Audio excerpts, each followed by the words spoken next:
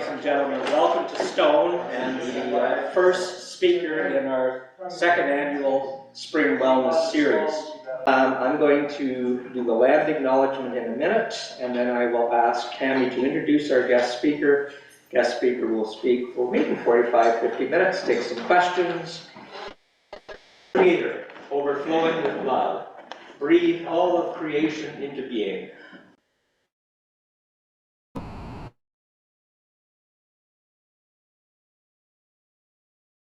Give, work, and worship today is the land traditionally cared for by the Nishnawbik, Attawandaron, Kodanoshi, and Métis people.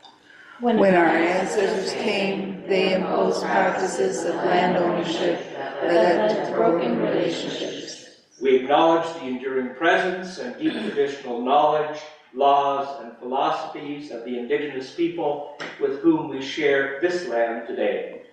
We long for reconciliation with our Indigenous siblings, so that together we can care for creation and share the land and the earth's resources as the Creator intended. I am thrilled to introduce our guest speaker today, Liz Kent from Victim Services Wellington. Liz grew up in Madawaska, Ontario, and graduated from the University of Guelph.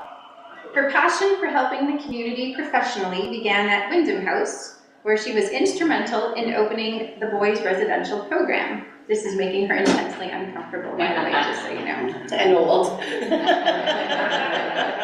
She joined Victim Services Wellington as the executive director in 2001, where she continues to lead her team of staff and volunteers as they tirelessly support the people in the community.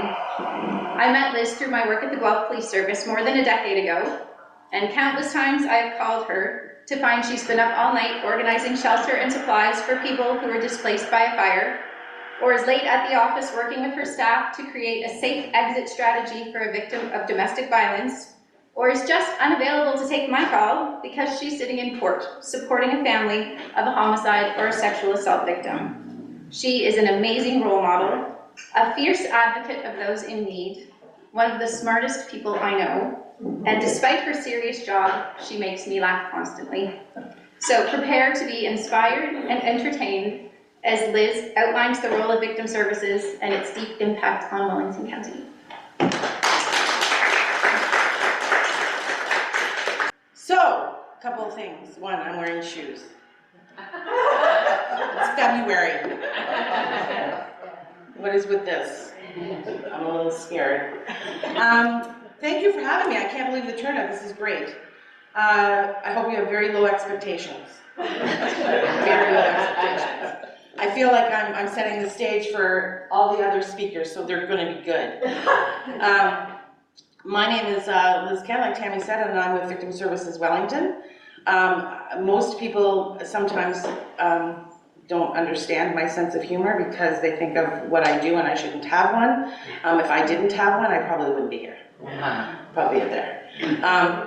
So I tend to keep things kind of light. Our job can be really heavy. So I'm just going to tell you a little bit about what we do and how we do it, and I am more than open to questions. So if anybody has any questions or comments, feel free.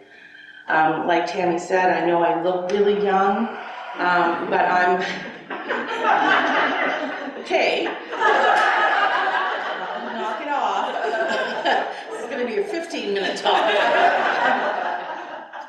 I've been doing this for almost 24 years, and I will tell you a little bit about what we do, and I will tell you how I got my buy-in into what we do.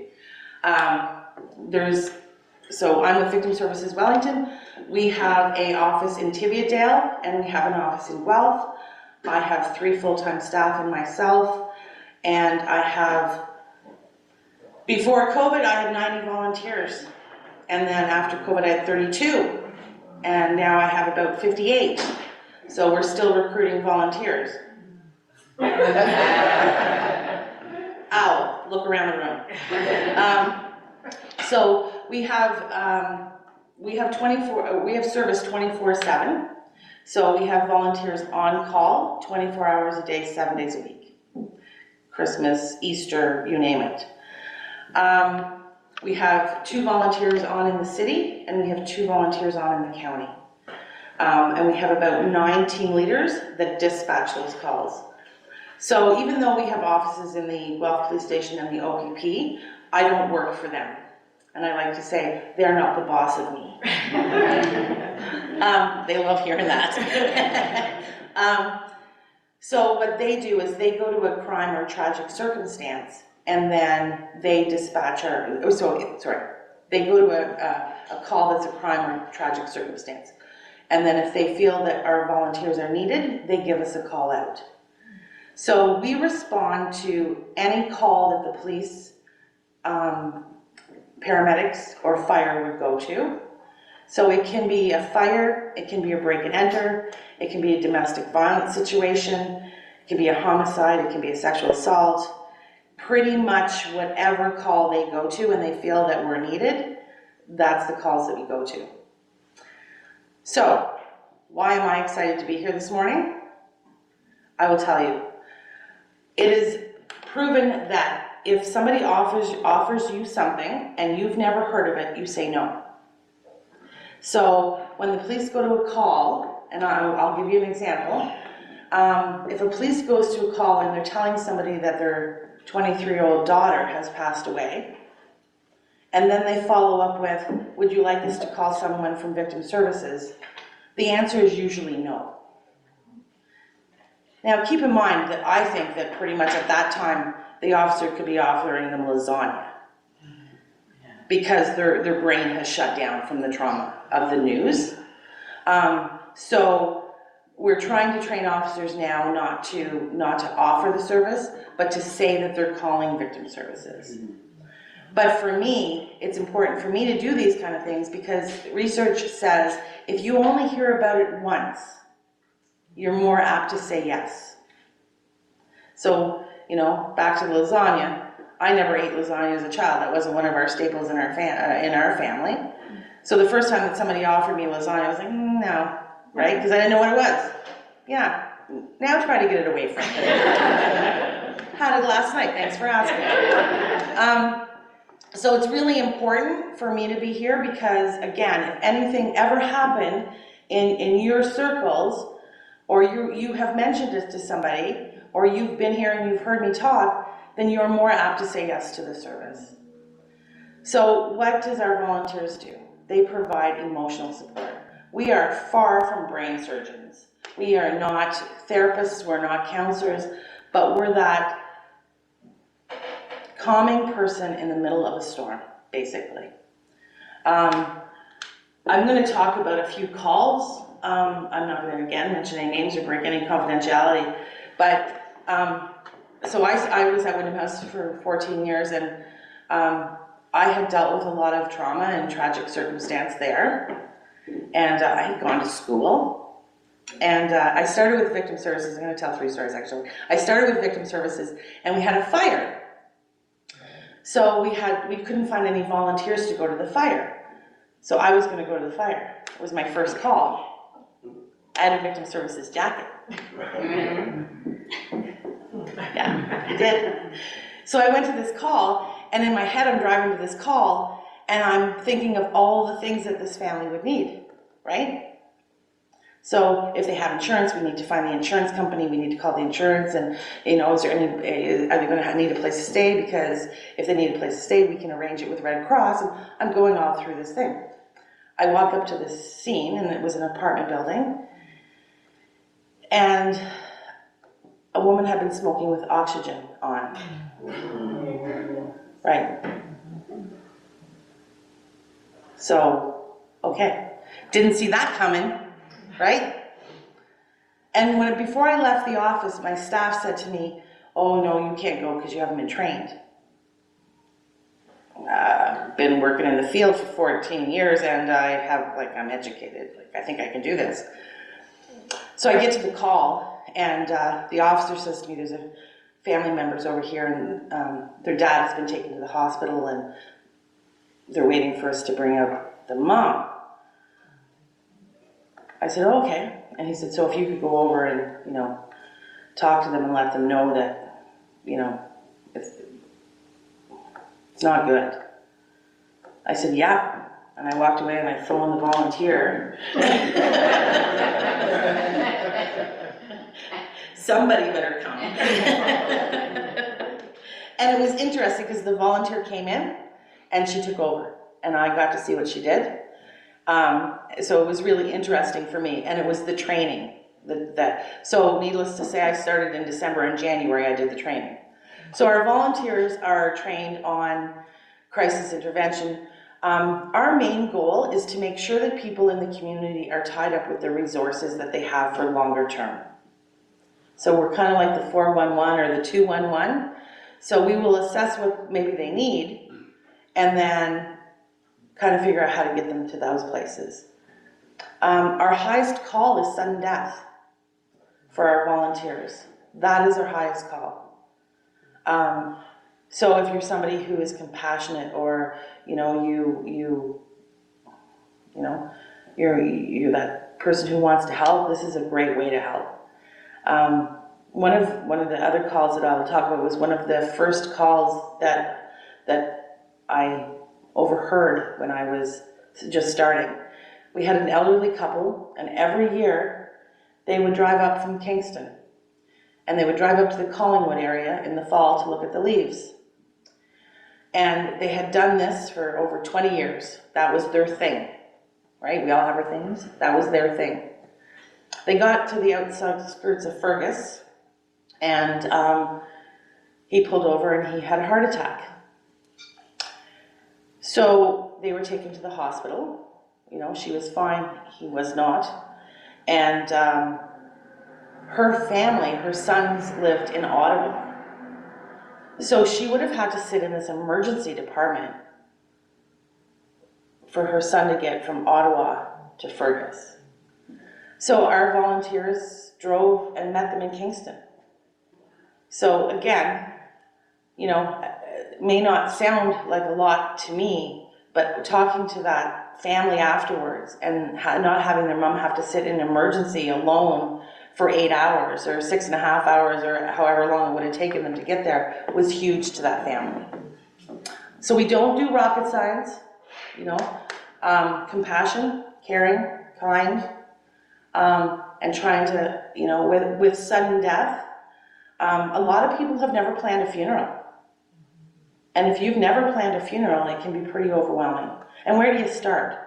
So our volunteers are not only trained with bereavement skills and coping skills, they go to the funeral home.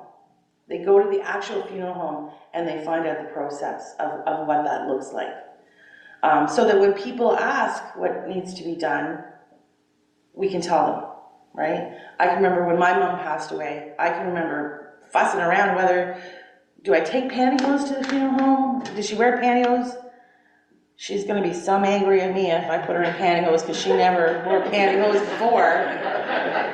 But I kind of feel like you wear pantyhose, like, I don't know. So we all focus on something different, and grief and bereavement is something that everybody reacts to differently. Everybody reacts to differently. So, our volunteers are trained with that. And I will, I'm the first one to say we have great volunteers and we have okay volunteers. And sometimes, we will go to a call and the people don't like us. But to be honest, I'm not sure if my spouse died or my daughter died, I'd like anybody. And that's okay, right? So our volunteers, like I said, are trained. We have about 50 to 60 hours of training for our volunteers. And then they go out in pairs of 2. And then there's always, we do never go to a home unless we've been called by the police or emergency services just to make sure that it's safe for our volunteers.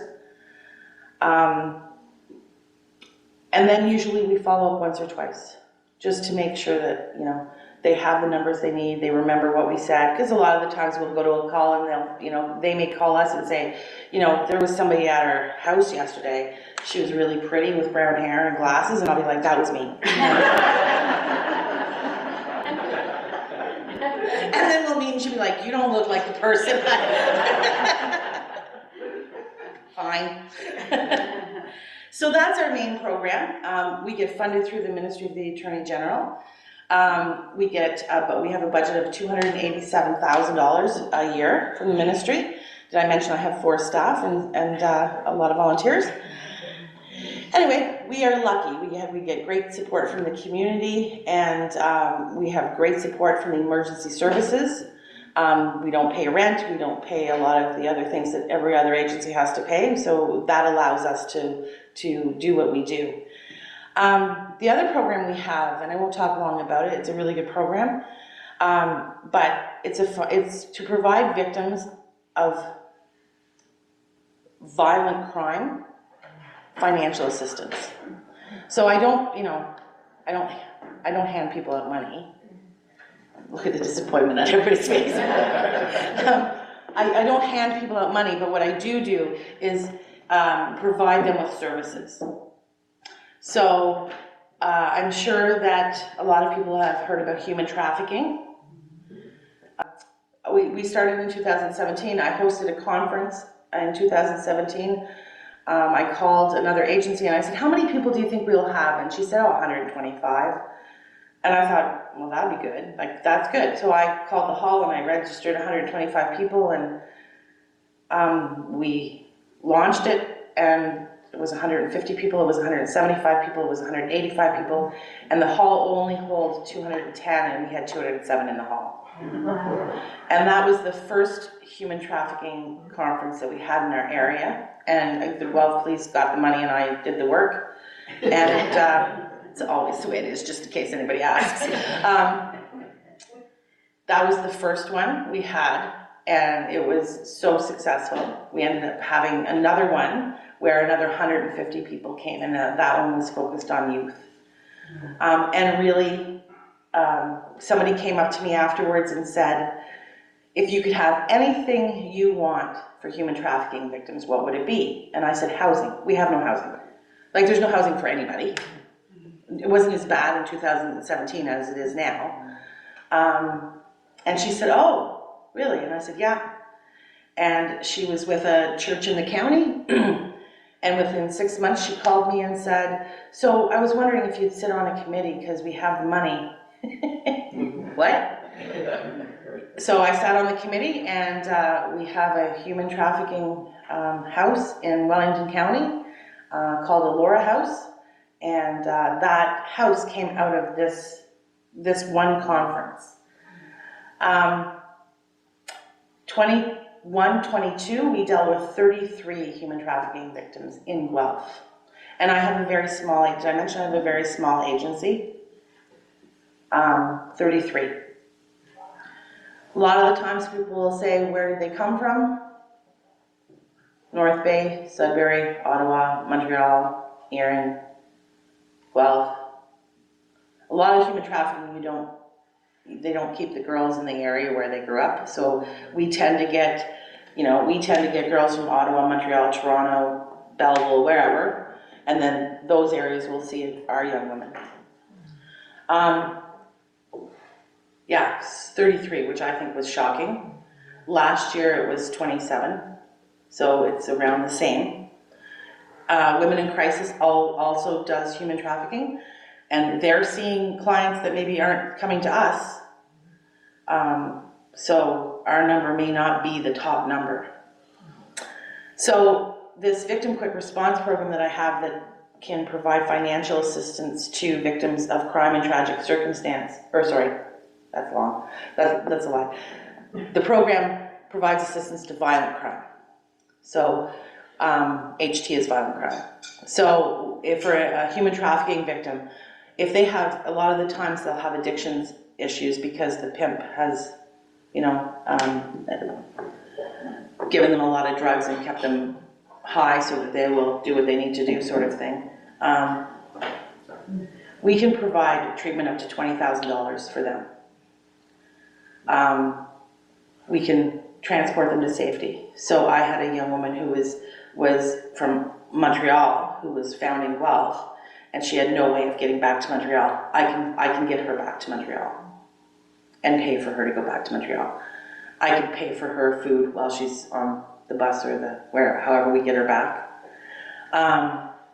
if there's a domestic violence victim last night, say, and the person who's done this to that person is not apprehended and they're not safe, I can put somebody in a hotel for up to 3 nights. If there's waiting lists for counseling, after we come out of COVID, there was huge waiting lists for counseling. We can pay for counseling to start up to $1,000. So they're not going to get, 6 months, but they may get 6, 7, 8 sessions depending on the price of the counselor. Domestic violence victims, we can now pay for storage. So a lot of the times we would have somebody that was leaving a domestic violence relationship, but they had nowhere to put their stuff. So they had to leave with nothing. So now we can provide storage up, again, to a certain amount. Violent assault. So say there's 2 people walking downtown Erin and they get into a fight and the one guy gets his teeth damaged, we can pay for up to a certain amount for those teeth to be fixed. So there's an eligibility criteria and you have to follow it, and there's certain crimes that are, they have to be serious crimes, but we can provide those. The other thing that is new that we weren't able to do before is we can now provide assistance for suicide cleanup. So that's just new within the last year. We could always, not always, but for many years we could provide cleanup for a crime scene, but we would get all these calls about suicide and we couldn't do it. Now we can cover if the person has completed. We can provide financial assistance for that cleanup, as long as there's no other options. So all the money that we provide for financial assistance is if there's no other options. So, Wellington County, did I mention I have a little agency? Nobody, a little agency. So this VQRP program that provides financial assistance to victims, in 21-22, our little agency spent $279,000 on victims with financial assistance. That's what I said when I did the math. I was shocked. So we're just one little, but that's how much we spent, $279,000. I asked a couple of police officers, I said to them, what do you think? 16,000. I'm like, close. Not close. So that's another program we have. We have another program that is a tracking system for high-risk victims. So if there's a victim that we think that's it's intimate partner violence, criminal harassment, stalking. Hear that, Al? I got your number. Criminal harassment, intimate partner violence, stalking, anywhere where we think that person is at high risk, the police think that person is at high risk, then we can provide them with a tracking device. So the tracking device, if they push the button, we're given the latitude and longitude of where they are. The police are given the latitude and longitude of where they are. And I was just about to get rid of the program, and we had somebody that pushed the button, and it probably saved her life. So we're keeping the program. But everybody says, well, why do they need this if they have a phone? Every time you have a domestic violence situation, the phone is the first thing that gets broken. That's always the first thing that gets broken. This is a device that if you saw, you wouldn't even know what it was. It's a little black box, and they just have to press a button. They hold the button down. The notification goes to the alarm company. The alarm company notifies the police. We've let the police know that they're high risk. The police already know. They go with their lights blaring. The other program that we have, and I think Tammy will tell you that this is one of our favorite programs, and Tammy helped set it up, is our Project Lifesaver program. Just hold on a second. I'm taking a drink. Our Project Lifesaver program started in 2011, and it's a bracelet. It has a transmitter, and the transmitter is a radio frequency transmitter. So it's not a GPS like our phones, it's a radio transmitter. So what this is the police have search and rescue equipment that can locate this transmitter. So if we have anybody that has autism, Alzheimer's, dementia, any kind of brain-acquired trauma that interferes with their short-term or long-term memory, we can provide them with this. There is a cost of $400. However, the Lions Club is one of our main supporters of it, and we've had other grants that we've gotten. So since 2011, we've never turned anybody away. So if people could not afford to pay for it, they still got it. And it's like that today. We're not turning anybody away. That's our goal. So basically what happens is we would do an assessment with the people, fill out some paperwork, a lot of paperwork, a ton of paperwork, so much paperwork. It's not that bad. And yes, it is. It is bad. They would put this on, and then if they went missing, their caregiver would call, let the police know they were missing. The police would dispatch their equipment to the place that they were last seen. Our search time average is about 26 minutes. So this is where things don't make sense. Now I'm going to go on a rant because I have extra time. This program started because we had an elderly person go missing from Riverside Glen in Guelph. I'm pretty sure she was either 82 or 86. I think she was 86. Healthy. 86, because she ended up walking from Riverside Glen out to Guelph Lake. So I don't know whether you know that, but that's like, yeah, I'd be calling it a taxi. She was missing for 22 hours. And during those 22 hours, again, we got called in, we're sitting with the family. What I really noticed, other than the family, was the officers. Everybody knows that the faster you find somebody, the chances are that it's going to be a successful search. And as the hours kept on going on and on and on and on, you could see them go, like, this isn't going to be good. And you could see them taking on the worry of the family. So after that search, which was 22 hours and over $500,000 it cost. Now, the happy news is, we found her, they found her. I say we, because I want to give some of the credit, I had nothing to do with it. They found her and she was okay. But I'll be honest, it was by the grace of God that they found her, because she was hiding out by Guelph Lake in a bush area. And with Alzheimer's and dementia, when you call their name, they're not like, I'm over here. They're scared, right? Plus, she'd been missing for 22 hours in June, and it wasn't that warm. Like, it wasn't like February. Even I thought that was funny. So we got lucky, right? So an officer came back to the Guelph police station, and he was like, I'm doing the math, and our population is getting older. We're just going to have more of these searches, and we can't afford to have more of these searches, and what are we going to do? So he started researching, and he found this program out of the United States, and he started to research it, and here we are today. We've done the program since 2011. We've probably had, I'm going to guess, 32 searches in total. Everybody will say to me, why would Victim Services do this program? And I'll tell you why. I was involved in that search for that little lady, and I never want to sit with a family again. That was awful. So if I can prevent that, then I feel like we need to do advocacy to stop victimization as part of our job. I don't ever want to sit with anybody again. So I asked the board if they would take it on, and they said yes.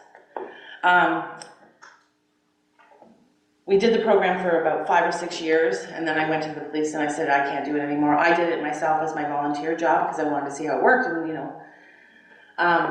so the police ended up giving us some money to run the program. Wellington County OPP gave us $10,000, and they gave us $10,000 the first week of January. About 8 days after they give us the $10,000, a 17-year-old who had her bracelet on in Alora went missing. And they took the equipment to the last place that they saw him. The equipment can locate this transmitter in about a 2-kilometer radius. If it's more than 2 kilometers, they start doing their grid search, and they have an antenna that they put on top of their car. They got the equipment in Elora, and they got to the Elora Gorge. So they realized that this kid had crawled down the gorge, and they tried to get to him, but they couldn't. So they had to call the fire department, which makes me laugh. So they had to call in the fire department to rappel down and get this kid. Police don't like calling fire. So that's kind of funny. But fire came in and saved the day. So they rappelled down and they got him. He was in his pajamas. The temperature that night was going down to -17. I got a call back from the inspector about 3 days later and said, that was the best $10,000 I've ever spent in my life, because that had saved. They were all very clear that this would not have been a successful outcome if this kid had not had this bracelet on. Somebody may have found him in the spring, but he was in an inlet, I guess, whatever that is, so that he couldn't be seen. So the inspector said, we don't even know whether or not he would have been located in the spring. So you think about, how many hours went into that, would have gone into that search. And we've helped a lot of other agencies across the province start up the program. But they always start up the program after they've had a death of a missing person. So an average of 26 minutes to locate somebody versus a search that's, 8, 9, 22 hours is unbelievable. So one of our favorite programs, as far as I'm concerned, with the victim services, we don't have a lot of good news stories, to be honest. Like most of our stories are doesn't have good outcomes. So this program is really nice because we feel like we're doing something good. You can see it, right? So we've had, the searches are about 26 minutes, and we've had probably about, 32, 35 searches between Guelph and Wellington County. And there's no funding for this program, which makes no sense to me. When we first started the program, we thought it was for people, to help people keep people in, at home longer, right? So if my mom was home and I had this on, or she had this on, or I had this on, depending on the day, we thought that it would keep people in their homes longer. So I would keep my mom living with me longer, knowing that she had this. When we started the program, it was interesting because retirement homes were the ones. And because when you get into a retirement home, when it's time to go for nursing, there's this long waiting list, right? So, or they see this a lot too, where families don't think that there's anything wrong with their mom, so they put her in a retirement home, and then they're in the retirement home, and there is a memory issue, but the family has only seen them for a couple hours a week, or a month, so they don't see it all the time. Or they only go visit in the morning and it's sundowners or whatever. Shh. I'm on call, it's okay. So that is one of that's one of the programs. I can't even begin to think of how many programs that we've helped across the province set up. I'm thinking 13 at least.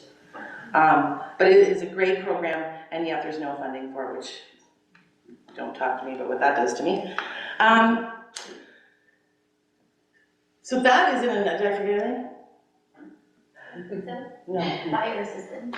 Yes, we do fire assistance. I don't know whether anybody's heard of Ken Spira, Spira Fire Protection Limited. He has been a supporter of our program since I started. So I'm guessing before I started, so it's over 25 years. He provides us with money for financial assistance. So if I get a call and someone is in a fire and they don't have insurance, I can give them a little bit of money. I'm not saying that I give them, they're not rebuilding a home. Let's just say that. But it may be enough money to buy diapers and food and, toothbrush and toothpaste, personal need items to keep you going for a few days. And that is, he's funded that whole project. So we've had a couple of fires in Guelph. One year, I think we had 3 rooming house fires in a very short period of time. And I think I started that with about $3,000 in the account. And I ran out and he was at the police station dropping me off a check for $8,000 like that. So a lot of other victim services don't have that. And we've gone a year without utilizing any of it. But then every so often we had a fire last March in an apartment building downtown Guelph, and there was 37 people dislocated. No, displaced. That's it. Dislocated. And we were able to give them all some money to kind of help out for a few days. We work really closely with Red Cross, so Red Cross will put them in a hotel for a few days, and they will give them personal need items, and then we make sure that they're hooked up with Wellington County Social Services, who will help them find longer-term housing. So we do a little bit of everything. We do a lot with very little, and I'm okay with that. In this world, there's need in every which way you look. And we could not do what we do without our volunteers. There's not a lot of agencies left that are 24/7, and our agency is 24/7. During COVID, we were doing phone support. Can't actually think of anything more awful than that. That was awful. It's important for us to be in person. Yeah, that's pretty much it in a nutshell. Now I'm tired and I have to go home. Any questions? Yeah. Yes. So when Guelph Police Services or the OPP, they're looking at an issue that maybe has increased in, needs more attention, and it's a victim services kind of issue. Are you brought into the conversation of how do we go from here? I try hard not to be. But I am. So we're really lucky. We're really fortunate. And I think a lot of it is because I've been with the Guelph Police and OPP for a very long time. We have a really good relationship.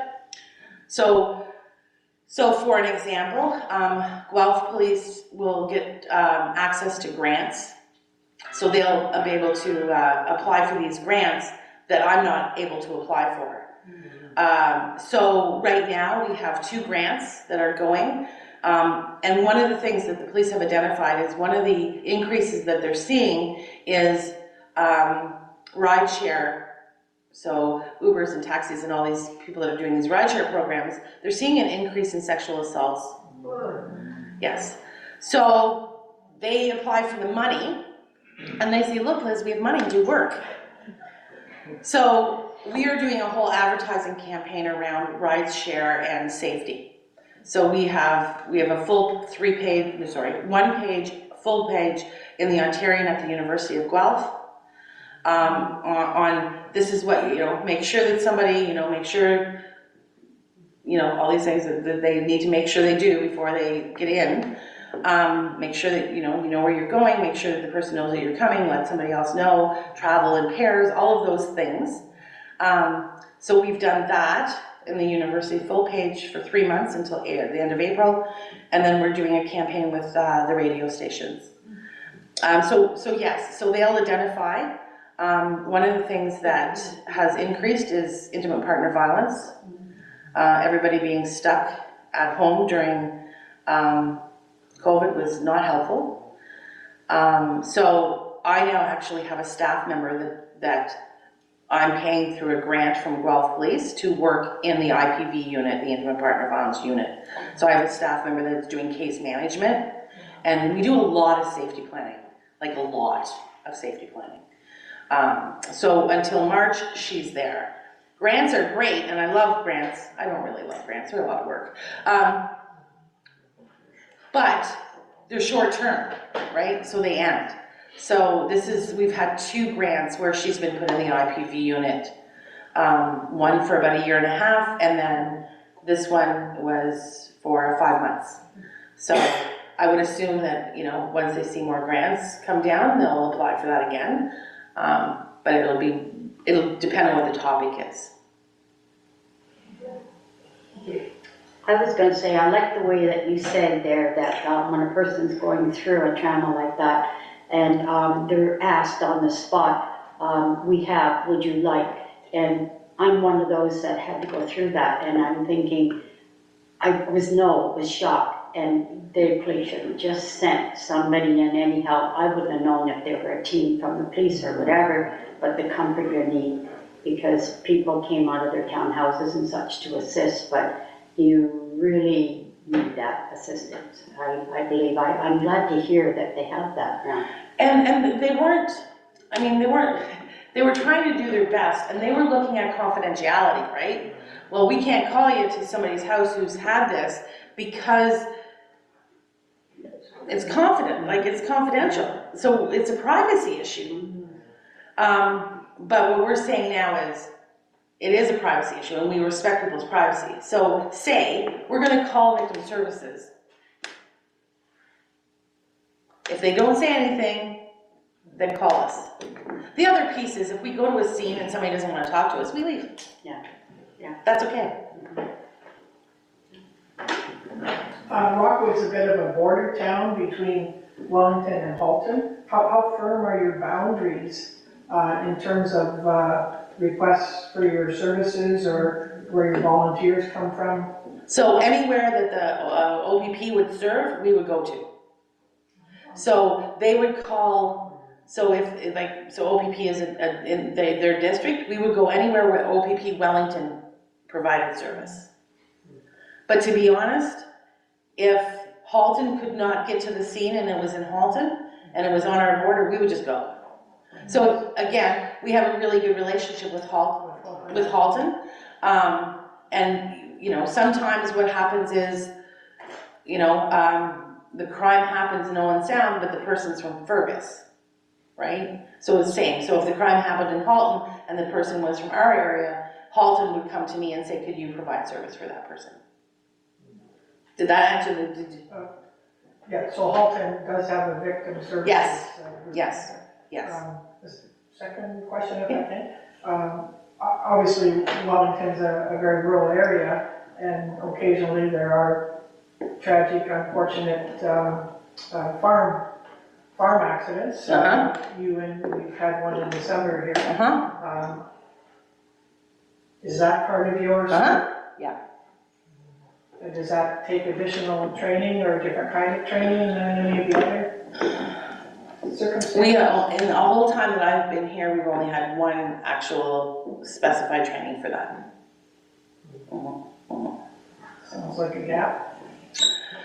It's also hard to find somebody to do the training, right?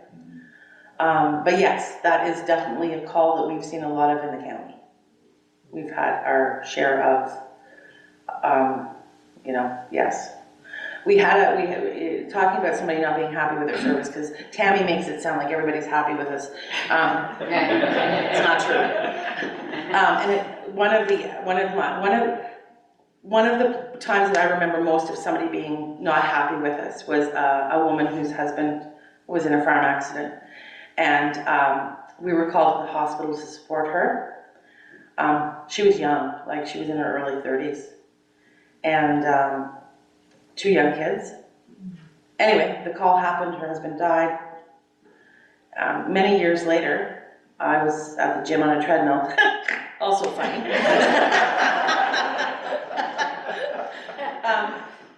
Hard to say that without laughing.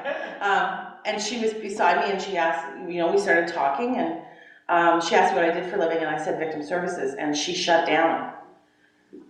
And the next time I went, I was like, I just noticed a difference, and she said, yeah, I will never forgive, your volunteers, and I was like, okay. So what happened was, she wanted to see her husband. She was at the hospital, her husband died in a farm accident, and she wanted to see him. And the doctor said that she couldn't. But instead of the doctor telling her she couldn't, the doctor got our volunteers to say she couldn't.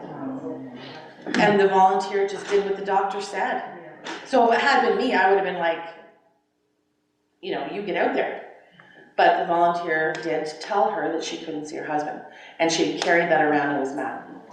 So I was lucky because the volunteer that did it was still with us. Years later, she was still with us. So I talked to the volunteer about the call. And she was like, yeah, that was me. I told her. Now, what we would have done in that situation now, with the training that we do, is we would have said, it is totally up to you whether you see that person or not. Just know that you can't unsee things. Right? Once you see something, you can't unsee it. But it's up to you. And if it's something that you need, it's not for me to tell you what you need. Like, everybody's different, right?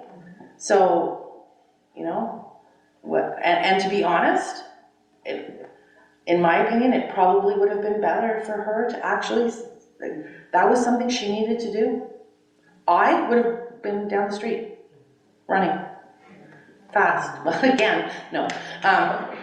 But yeah, so it's really, everybody deals with it differently. I do understand that too, because my instinct was taking a picture. Right. And it took a long time before I could get rid of that picture. Right. A very long time. Right. Yeah. Mm-hmm. And somebody else may never think of that. Yeah, that's right. And the rest of the family didn't even want to see. Right. Yeah, and I had to. I'm his mom, you have to. Right. But everybody reacts differently, and that's why I think grief is one of the hardest things for us to deal with, because everybody reacts differently. I went to a call, and I had a woman who collapsed in front of me, and she was on the floor for 3 hours. Like, she could not get off that floor. She just couldn't do it. And what do? There's nothing I can do. I just sat on the floor beside her. Right? Then she had to help me up because I couldn't get up. But there was nothing there was nothing that I was going to ever do. The other thing is we had a complaint from the police the other day that a volunteer showed up to a sudden death, but they didn't really say much. Well, what did you want them to say? Again, parents had lost a child. Like, there's nothing. So the volunteers were giving them time to process, but the officers thought that they should be talking, right?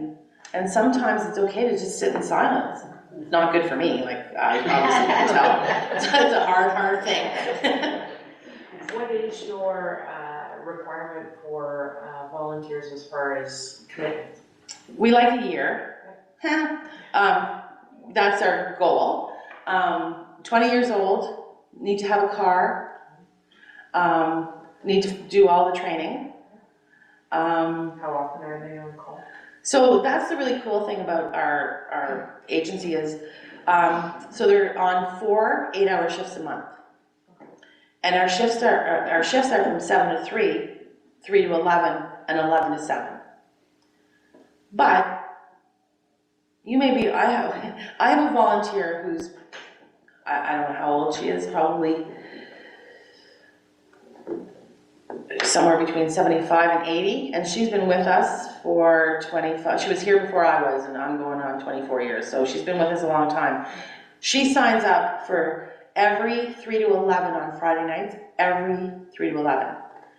And I bet you she can call on 2 hands how many times she's been out on her 3 to 11 call. But she's one of our busiest volunteers because she's retired and she can go anytime. Right? So for some reason, we don't get a lot of calls between 3 and 11 on the Friday night, but she'll go to, other calls. So what happens with our volunteers is you can go about your day. So if I'm on call from 7 to 3 on a Saturday, I can go grocery shopping, I can get gas, I need to stay in the area. but I can go visit a friend, I just may have to leave. So, you know, sorry, Mr. Galen, I left a thing of groceries in the aisle. I didn't mean to, but, you know, so you can go about living your life, right? And then we have team leaders who just dispatch the volunteers. So that's the really good thing is, well, I guess it's good and bad.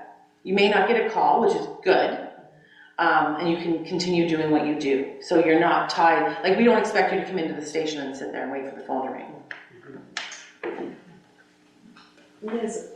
So normally volunteers are dispatched when the police have asked for you. Yeah. If there was an event in somebody's life and then, you know, they have no resources and, you know, 3 days later you're the neighbor looking, going, wow, I think victim services, can somebody else call you and say? Yeah, we take self-referrals for sure. The self-referrals, however, do not get us going to somebody's house. We won't go to somebody's house unless we know it's safe. But, you know, for a long time, OPP couldn't kind of figure out how to refer to us. So now we have a system where they can email us and it's encrypted and we can do follow-up calls. So now what happens is even if you say you don't want us at the scene, they may say, we're just going to give victim services your number and they're just going to follow up to see if you need anything. So now they're starting to do that more and more. I would say our calls from OPP have probably increased 70% over the last 3 years. And we're at a 30% increase this year with Gulf Police. I had been contacted by victim services because of a situation during COVID by phone. I didn't realize you weren't a function of the OPP. Like, I didn't realize there was a separation being somebody who's had the service directed toward me. Yeah, and we should be telling people that. Yeah. I mean, it makes no difference to me in my situation, but no, what you're saying, I thought it was a function of the police service. Yeah, a lot of people do because we're in the building. Yeah. And that's why I usually start everything with, they're not the boss of me. And the other thing is too, we're partners with them, but when somebody tells me something, I don't tell them what is told. So if they're investigating something and a victim comes to me and says, well, you know, he also punched me in the head 3 times, I will say to the victim, you know, I would suggest maybe you tell the police. But I'm not going to go to the police and tell them. So that can be a little tricky sometimes too, because sometimes the police want us to tell them. I'm like, you know, here's the sign on my door. It says victim services, not police services. In case you're having trouble reading. But it can be because we're in the building. Yeah. The other piece is Halton. You mentioned Halton. Halton's victim services is paid by their police. So they're embedded in they're actually paid by the police, where we're not paid by the police. So we're a charity and get paid charity wages, where they get paid the police wages. And you take donations? Yes, we're a registered charity, we can give a tax receipt, yeah. From what you see and what you hear, how do you shut it off at night? Depends on the night. You know, I get asked that question all the time, and I do have an answer. At the end of the day, I go home, and I'm like, I'm pretty lucky. My child is still, you know, I don't have a child. If I had a child, my child is still with me. You know, I have a house that hasn't burned down. Like, I don't have a mother with dementia I'm lucky. And that's the way I look at it. And I don't sweat. I try really hard not to sweat the small stuff. So when I'm in the bank and I'm waiting in line and the teller's like, oh, I'm really sorry you had to wait in line, I'm like, that's okay. If that's the worst thing that happens to me today, I'm golden. And that's how I've always dealt with it. I've always considered myself lucky. And people will say, well, why do you do what you do? And I'll be like, because it could happen to me tomorrow. Like I'm not naive. Everything that I see it happening could happen to me tomorrow. And I would want somebody to be there for me. That's the bottom line. Tammy was a volunteer of ours 125 years ago, wasn't it? You before me. Yeah. You know, look at your picture. I'm really lucky. I've met some awesome people, you know, but I that's how I look at it. If I was going through some of the things that these other people are going through, I would want somebody to be there for me. And I'm also very thankful that I have people in my life, because we all think that we all think that everybody has people in their life, and then we realize that there's people out there that don't have anybody in their life. One last story, and I'm way over time. This is a story about fraud. So we're seeing an increase in fraud. It is crazy. I'm working really closely with Crime Stoppers, who is awesome, and we are doing fraud talks, and we're doing a ton of them. Many years ago, this is my first fraud victim. She was in her late 80s, early 90s, and she had been talking to this guy online. And they were supposed to go on a cruise together, and the daughter was like, "You're not going on a cruise without me." They got to the cruise, he didn't show up, sent flowers. They had talked online for like 7 months. It wasn't like it was 2 weeks. It was like, this was 7 months. So they got back from the cruise, their daughter and her had a great time, and they start Facebooking or messaging back and forth, and he couldn't attend because somebody in his family had died, so he needed some money to get, so she gives him money, $10,000. And then, you know, a little while goes by and he wants some more money. Luckily, the bank back then noticed it and spoke to her and stopped it. They called the police. The police were investigated. With fraud, if you're never going to get your money back. Usually, it's just it's lucky if you get your money back. So anyway, we were asked to call her. So I got the call. I got to call her. So I get her on the phone. I'm like, "Hi," and she's like, "Hi," and I said, "So I hear this is going on," and she's like, "Yes," and I said, "Well, how are you doing?" And she's like, "I know why it happened," and I said, "Okay." She said, "I'm lonely. My kids are all growing up. My grandkids are busy, And I said, "I get that." And she said, "I just wanted somebody to talk to." I said, "I get that." And I said, she lived in Guelph and she lived on Woolwich Street. The Evergreen Senior Center was literally 5 minutes away from where she was. So I said to her, "If you're lonely, how about going to the Evergreen Senior Center?" "I'm not going there, that's for old people." Good for you. Stay off the computer. Anyway, thank you for having me. I really appreciate it. And I hope that, again, I hope you never get in a situation where you need our services. That's my wish. It's my prayer. I hope you never, ever get in a situation where you need our services. But if you do, I hope you'll remember today.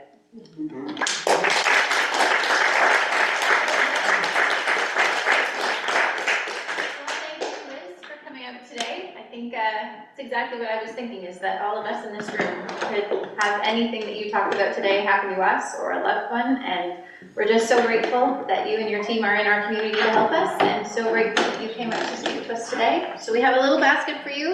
Everything in this basket is donated by somebody here: Baker's Eggs and Pepperettes and maple syrup, all from our community. So thank you so much. Awesome, thank you.